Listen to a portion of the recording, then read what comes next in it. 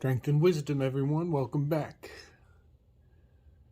So, we have Perseus is fully equipped and ready with his shiny, polished shield and his helmet of invisibility and his sack red pouch, which very much, that pouch, that sack, reminds me of the Fool card, with his bag over his shoulder, generally. And he is ready to approach the land of the Gorgons. So, when Perseus... Oh, excuse me. The Gorgons were terrifying even when they were asleep. Their long, scaly dragons continuously slithered on their heads, exhaling flames and smoke. Their boar-like tusks threatened immediate peril.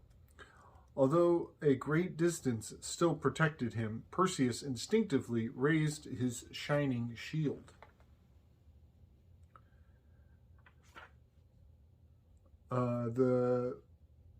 Quietly they descended to the beach, while Perseus looked at the Gorgons' bright reflection in his polished shield.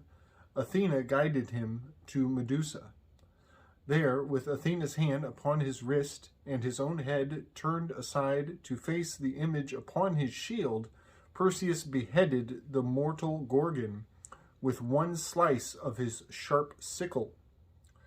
Then, grasping the severed head by the snaky hair, he placed it inside the leather bag he was wearing upon his back. As he picked up his shield and prepared to leave, he was amazed to see a winged horse emerge from Medusa's neck and fly off into the sky. The gray-eyed goddess later told him that this was Pegasus, the offspring of Medusa and Poseidon. So this is quite fascinating, this little component. First of all, I find it very interesting that we learn here that Medusa was pregnant. We learn in hindsight. She later tells him that was the child of Medusa and Poseidon. And so here we reflect, we have reflection. He was using the shield to reflect her image to do this deed, the sacrificial cutting. And we also think back to the last time that we had reflection was in the moment where the story of Medusa is filled in. And so I just want to point out that the mirror and the reflection has it reverses time. So in the moment that he uses the shield to cut her and Pegasus comes out, he later finds out that was the baby, that Medusa was pregnant. So now we reflect back to the moment when Medusa became Medusa, when she had her fall from grace and she was no longer beautiful and she was becoming this hideous monster. Well, that is the moment that she was pregnant. And her self-image deteriorating is very powerfully a symbol of a woman losing her figure. As she is realizing she's pregnant, she actually has the offspring of Poseidon inside of her. So of course she's going to start falling to shit.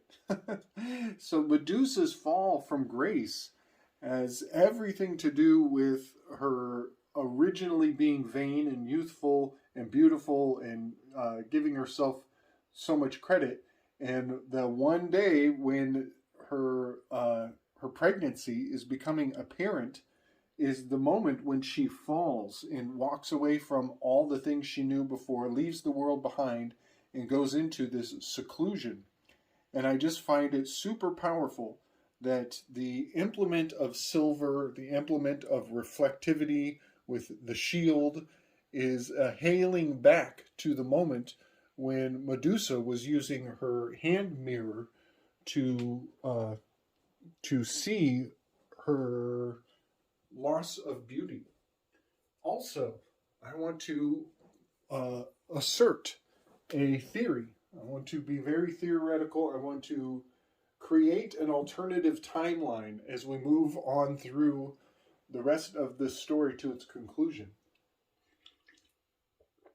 I want to assert the possibility that at this moment that maybe it is possible that Perseus was sacrificing he was sacrificing himself, his own dark nature, his base desires. And the fact that a silver, shiny, reflective shield was used for this deeply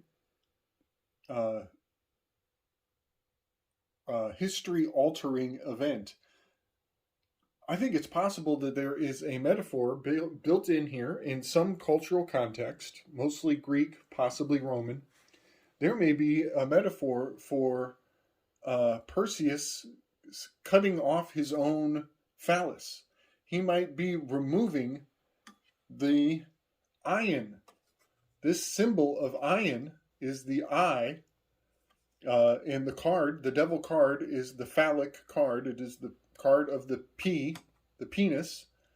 And using a silver shield, a reflective device, in order to do this operation actually makes sense. And catching the blood of that castration ritual in the shield is very much a sacrificial ritual, giving the blood to Athena. And so I want to just put that concept in everybody's mind. I know it's horrible and terrible to think about, but I think what is going to happen is we're going to take the head of Medusa, the Gorgon, the generative organ, the G-organ. We're going to take it and we're going to put it in a sack, and we're going to weaponize the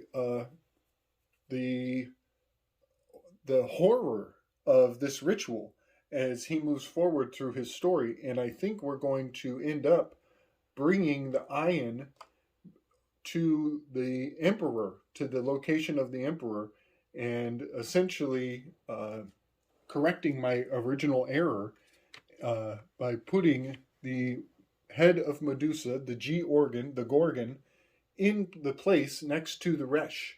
So the eye of the ion will be with the Resh of the head of Medusa in this quadrant of the sky as we move forward.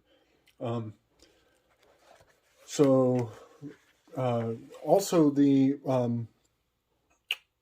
getting back to Pegasus coming out of the blood, lifting out of the blood of Medusa, and that being a baby, a child,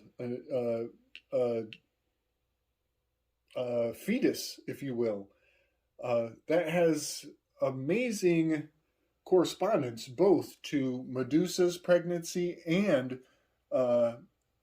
Perseus's generative powers. So it's just amazing that Pegasus lifts out of the body of Medusa the devil card, as the devil card is generally depicted with wings, much like Medusa had wings. And so Pegasus comes out of the head of that moment, and the card of the priestess corresponds with Pegasus. And the symbol on the priestess card is Gemel. Gemel means camel, and you ride a Pegasus much like you ride a camel. And Pegasus is in fact in this quadrant of the sky, very near, I think it's next to Capricorn. I think it's actually in Aquarius. but Pegasus is lifting up and flying into the air. Aquarius is an air sign. We've cut across from the devil, the sign of the devil, with Capricorn. We've decapitated Medusa in Capricorn, and Pegasus is flying into the air. And now we are in Aquarius, the air sign. Perseus had just started to fly away into the air sign there. Had just started to fly away when the immortal Gorgons opened their eyes. Seeing their mutilated companion, they were outraged and immediately flew into the air in search of the murderer. But the sky was empty. Perseus was wearing the helmet of invisibility. Once it became clear to Perseus and his companions that they had escaped from the Gorgons, Perseus decided that he would fly home with Medusa's head without further aid, since he now had winged sandals to transport him and the sickle and helmet to protect him. So here it's almost as though he's fully integrated, and his little spirit guide companions, he doesn't need them anymore. He's fully the master of his own capacitance. He has he is the captain of his ship as he has conquered Capricorn. Athena and Hermes agreed to meet him on his return to the island of Seriphus after he had presented King Polydectes with the gift. Privately, the immortals decided to arrive early and unobtrusively observe the entertainment. As Athena, the gray-eyed goddess, and her quick-footed brother left him, Perseus realized that the shining Helios had driven his chariot into the sea. This is an indication that they are in the winter time. They are in the dark part of the year. That they are under the sign of diamonds, also the sign of coins, also the sign of pentacles. They are in the winter, and it's getting dark, it's getting cold. This is the first time in the story where Perseus is very clearly in need of rest. He needs a place to land, earth. We're in the earth element. He needs a place to land, and he needs to rest his head, and he's willing to fight in order to attain that rest. So he looked below. Inspecting the countryside for a good place to rest. He noticed the great Titan Atlas holding the sky upon his head and his shoulders. I'm going to skip ahead. So he says to great Atlas, "May I spend the night in your garden? I shall be on my way again when dawn, the rosy fingers, makes the daylight.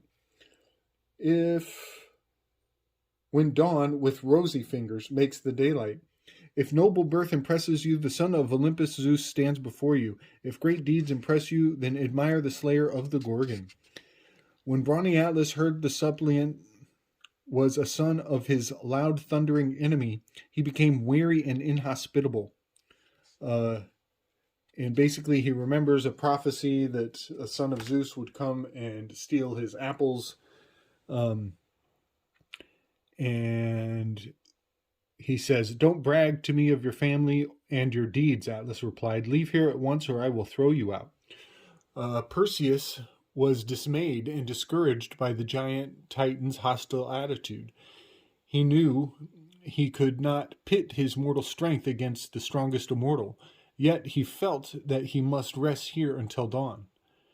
When Atlas remained firmly opposed to his visit, Prometheus responded, "Since you refuse to let me rest here, then accept my gift of eternal rest." The mortal youth quickly turned his own head aside and pulled the head of Medusa from his leather bag. Atlas had no other chance to avert his face. With only one glance at her hideous face, the Titan was conquered by the severed head. His beard and his hair became transformed into bushes and forest. His hands, arms, and shoulders spread into ridges. His bones became rock hard, and his head became a summit of the mountain. In this petrified form, Atlas would support the starry heavens eternally. So at this point, I want to really focus on the part where the mortal youth quickly turned his own head aside and pulled out the head of Medusa from the leather bag. This is very interesting to me because under the sign on the tarot card of Moon from the Thoth deck, we have the glyph for Koph, Coph, which means the back of head. This is where Perseus turns his head away and pulls out Medusa to turn Atlas to stone. And I think of the Tower card essentially as Atlas is towering above, holding up the heavens.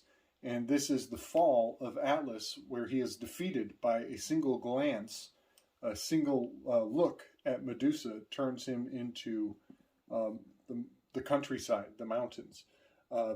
And also the moon. Funny thing about the back of the head is that the moon is always looking away from us. We only see the one side of the moon. Just an interesting thought. So I think of the star card as the daughters of Atlas that he was protecting, and the garden with those golden apples, the sacred golden apples. The symbol on the star card is He. It means window. And so Atlas was trying to keep Perseus from flying in the window, you could say, and stealing the treasures of his daughters. So from this point, we are moving out of that winter, the diamonds, the kingdom of winter, this quadrant of the seasons. And Perseus then spent a peaceful night before he continued his journey. Once shining Helios's light illuminated the earth, Perseus felt quite at ease in the air. He was flying over the land of Ethiopia when he noticed a maiden chained to a rock by the sea. Now, I just want to point out, we are dealing with Dalith. That is the Empress card. She is Andromeda. And we are in the springtime, so him having uplifting spirits in a positive attitude as Helios is rising, that is signifying this rise. And he's by the ocean, he's by the sea, and that is the hearts. We are in a water sign here with Pisces. So he spots Andromeda down below, chained by the ocean, and a crazy sea monster is about to eat her. She's about to get sacrificed. He swoops in with his sickle, and he kills the monster and saves Andromeda. I am definitely cutting through quite a few details here. Andromeda's family is watching because they put her out as a sacrifice because they didn't know how to deal with the sea monster, and Perseus basically puts the sea monster on blast, kills the sea monster, I think with his sickle. He actually does it the hard way. He uses this sickle, jumps on the back of the sea monster, and kills the sea monster. And this vanquishing is part of that rising sun, the Sol Invictus, the unconquerable sun. So once he saves Andromeda, her parents start to offer him dowries and gifts for his heroic acts.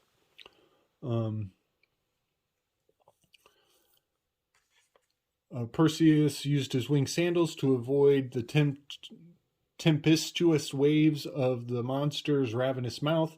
A torrent of blood gushed forth from the monster, and after a final convulsion, it died. Safe upon the shore once again, Perseus constructed 3 altars. He sacrificed a calf to Hermes, the Wayfinder, on the left altar, a bull to loud thundering Zeus in the middle altar, and a white cow to gray-eyed Athena on the right altar. He then accepted Andromeda as his bride, but he rejected the gift of a kingdom as unnecessary. So here we have a calf, a bull, and a lamb. Let me read that again.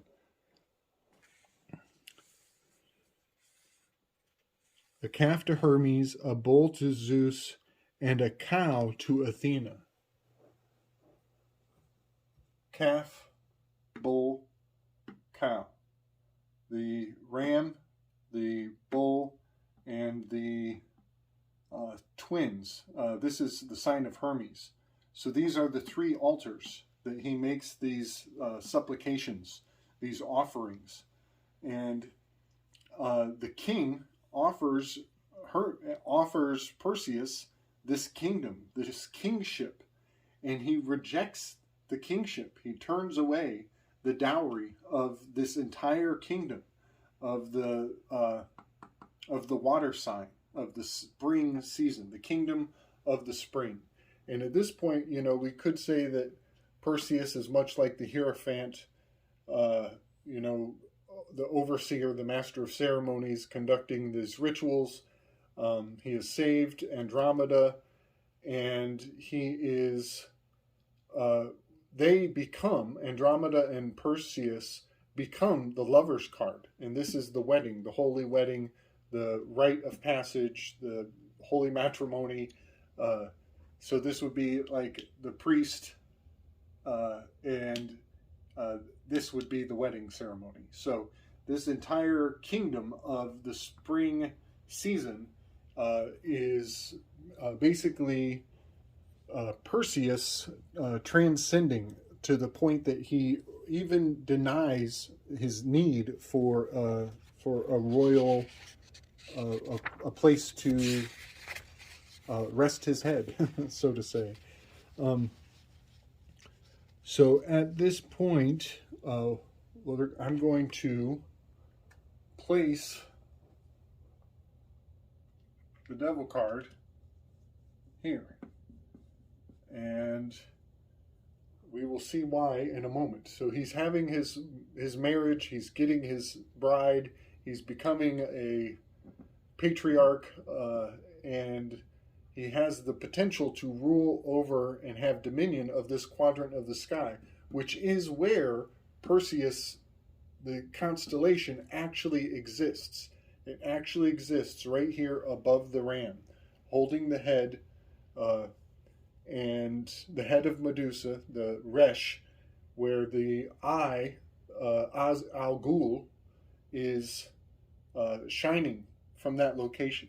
And that very much reminds me of the sun card with Medusa and the light of Medusa causing things to turn to stone, and the devil card, which is the head, the cap, the Resh of Medusa, where the sign of Ayin, the Hebrew letter, is located.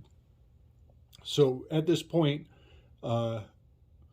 Andromeda has a jealous family member who's going to give him some flack. So King Cepheus and Queen Cassiopeia gave Andromeda to Perseus and with a royal wedding. So Pegasus is here, Andromeda is here, Cepheus, these are all constellations, these characters. King Cephas, I believe, is about right here, and Cassiopeia is right at that spring equinox. So all of these characters are actually constellations in the heavens as Perseus is progressing around the sky clock. So during the wedding, or just as the wedding is taking place, there is quite a bit of drama. They decorated the palace with garlands, fed the sacred fires, and followed the ceremony with a lavish feast. Because we're at the spring equinox, it's time, the food is coming back again. Which was accompanied by songs and music of the harp. While Perseus was entertaining the wedding guests with tales of Medusa and her death, King Cepheus's brother, Phineus, Phineus, sounds like penis to me, entered, spear in hand, sounds like a penis to me, with a large group of men. Neither your loud thundering father nor your winged feet, Perseus, can save you now, Phineus proclaimed. Andromeda belongs to me. King Cepheus, embarrassed at his brother's display of inhospitable behavior, responded, "Wait, Phineus, is this how you thank Perseus for rescuing Andromeda?" And then he gives him a bunch of flack for not saving Andromeda from the monster in the first place. Phineus was so infuriated by his brother's accurate criticism that he almost attacked him instead of Perseus. However, he threw his spear at Perseus and missed. When he saw Perseus aiming more accurately at him, he hid behind a sacred altar while his soldiers fought King Cepheus's guards.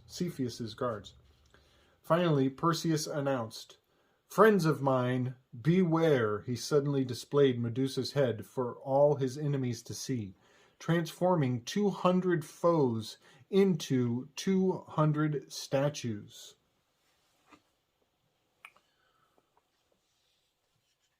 Phineus, from behind the altar, pleaded for help from his stone friends.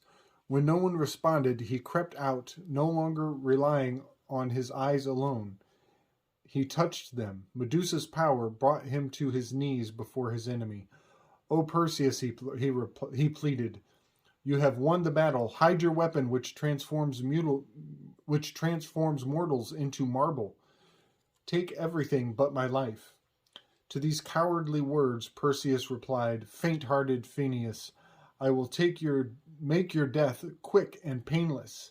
Do not fear my sword." He then thrust Medusa's face into that of his cowardly suppliants, forever immortalized in stone, the glistening tears which dripped frozen upon the marble cheeks and outstretched arms, poised to avoid the fatal blow. So, all of this is very strange phallic symbolism involved here. I always talk about the spear of Sagittarius pointing at Taurus. And here we have a spear being thrown at, almost thrown at the Taurus, at the king, the one with the crown, King Cepheus, but then at the last moment being thrown here towards the ram. So in this story, there is that ambiguity of where this the spear is aiming, the Sagittarius arrow. So I just find that very interesting. And at this point, Perseus is at his strongest. He's in his zone. He's where he belongs, and he is able to turn everybody in the party to stone. All of his enemies are frozen in stone, and that is very powerful because this is the location where Perseus belongs. He's got his lady. He's got everything is in order, and he can just freeze this moment. This is his most powerful reflection in this moment. And so this is why I'm bringing the ion from the base up to the top and putting it in the house where Perseus lives, because he is, all of his enemies are fully vanquished at this point.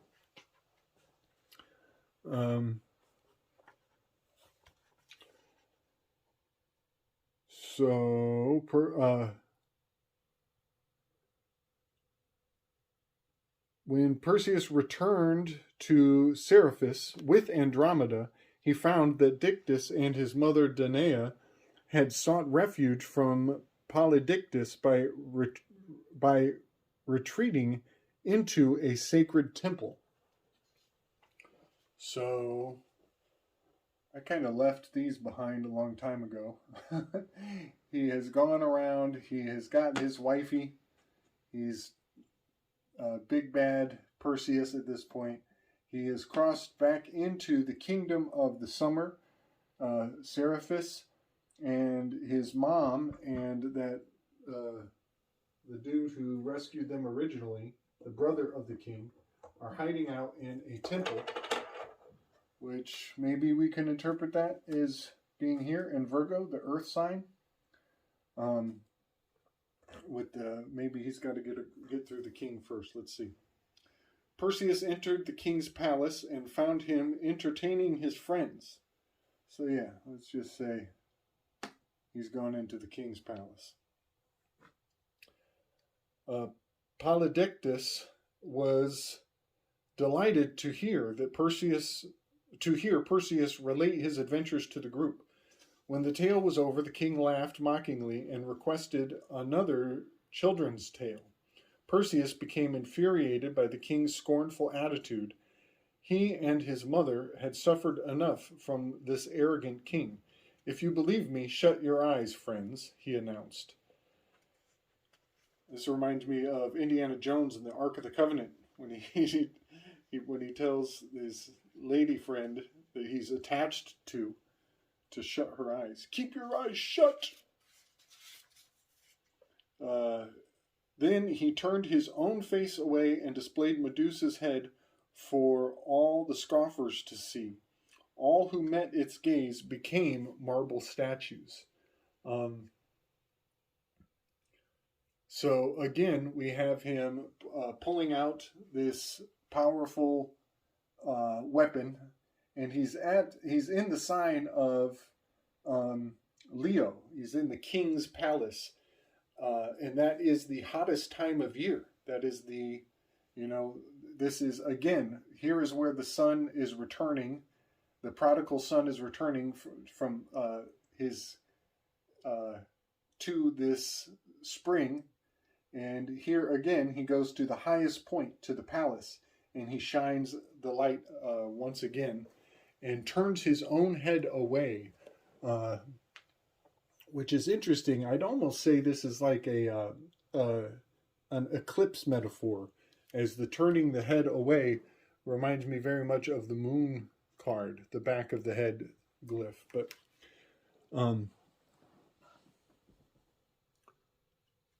so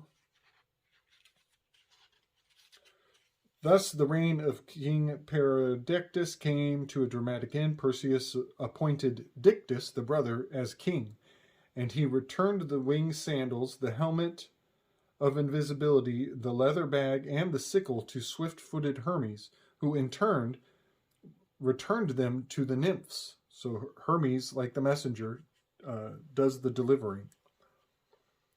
To gray-eyed Athena, Perseus awarded Medusa's severed head, which the goddess attached to the center of her great shield. Finally, Perseus was ready to return to Argos. He was anxious to meet his grandfather and assure him of his love and goodwill. He hoped that by now his heroic exploits would have preceded his arrival, and his grandfather would welcome him. And this is interesting because we have that returning, that reflection. So he comes to his mother and Dictys and gives all the goodies and all the rewards, sends everything back, resets the board, and now he's returning to Argos, his native land. And that is just interesting to me because this is the reflective point, the 180 degrees. 18 is the letter R, reflecting, going back to the beginning all over again.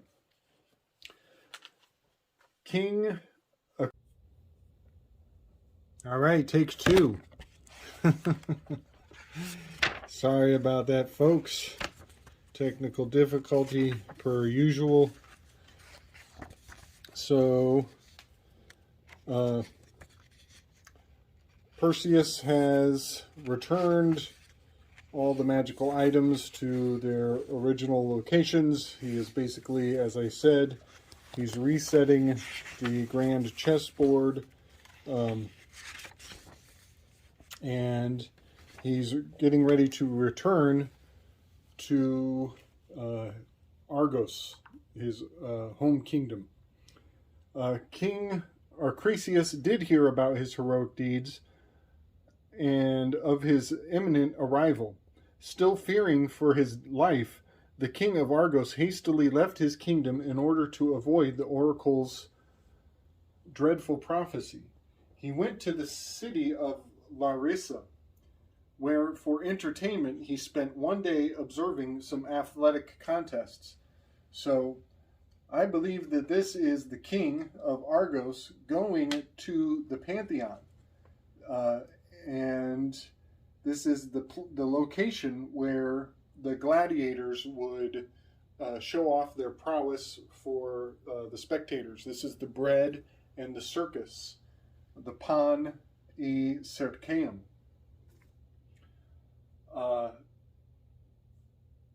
So Perseus, Andromeda, and Danae also stopped in Larissa on their way to Argos. So they just happened to come to the same location. This is the center point. And in the Pantheon, and please forgive me if I'm getting Pantheon and Parthenon confused, but I'm pretty sure it's the Pantheon is the circular battle arena, and it's the Parthenon, I think, is rectangular. But either way, they are in the gladiators' circular arena, and they are surrounded by stone statues. The 360 deities of the pagan pantheon are immortalized with stone statues in a full circle, 360 of them, marking every day of the progression of the year as the calendar was kept back then. So this is very profound in so many ways because we are returning to the center point again, that the center where his mother was cast into the center of the earth, where Zeus rained down in the form of gold to inseminate her. So it's just very beautiful how we're returning to the middle of the circle for these final events, for the prophecy to be fulfilled.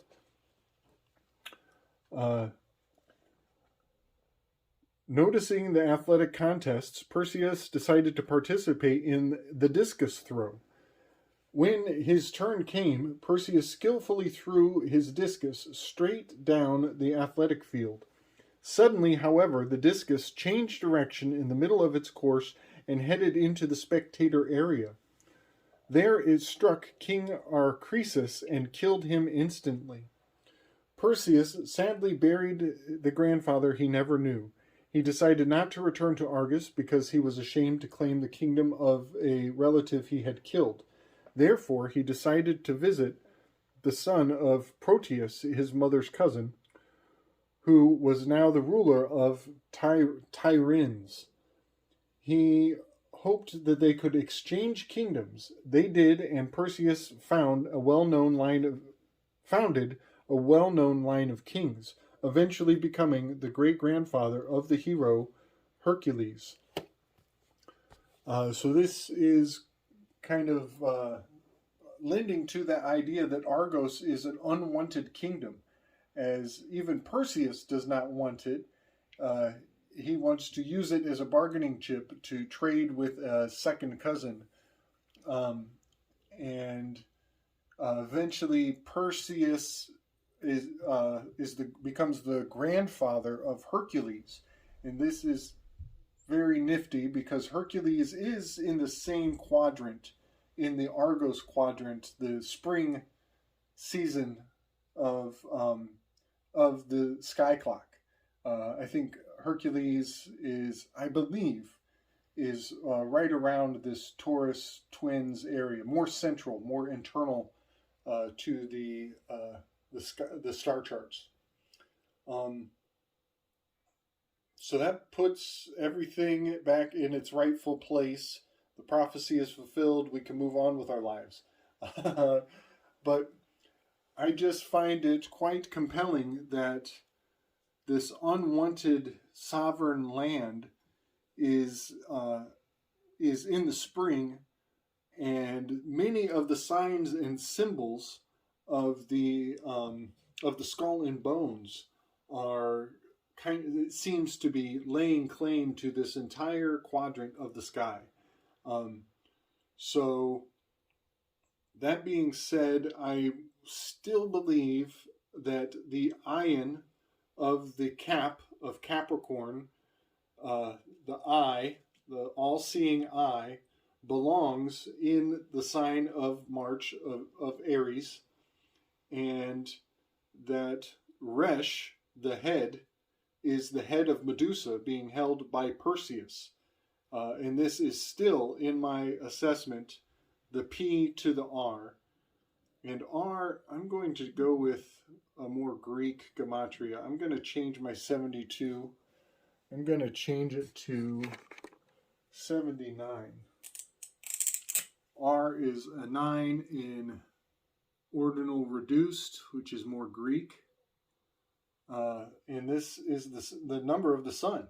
79, or sorry, that's the atomic number for gold, which is a symbol for the sun, having much to do with this sun card. So, all that being said, I think it's quite profound. I think we have yet another metaphor for your per-sun, your PR, public relations, your per-sun, your persona, that represents the Sol Invictus, the Nicene Creed, and the graven image that is used in very magical systems to basically induce what is called den Kromverlust, a loss of thinking space, and confusing the symbol for the subject. So next in my endeavors, I think I'm going to remove these cards, and I'm going to leave the Hebrew symbols from the Crowley deck, and I'm going to leave them in their place and correspond them with the minor decans. And we will return to this wheel, and we will see how the minor decans, the 36 minor constellations, being three constellations in each house. I want to see how they correspond and intermingle with the Hebrew symbols of these tarot cards. And also, I'm going to keep my eye out for more constellations that take on the shape of these Hebrew glyphs, because that would really be magical to find out that the language of Hebrew is in fact star speak, if you will. Wouldn't that be fascinating? So I'll be getting back to you on that one. I hope you dug the story of Perseus and the acquisition of the Gorgon, the G organ, the generative organ, and the head of Medusa. Much strength and love, y'all. Peace.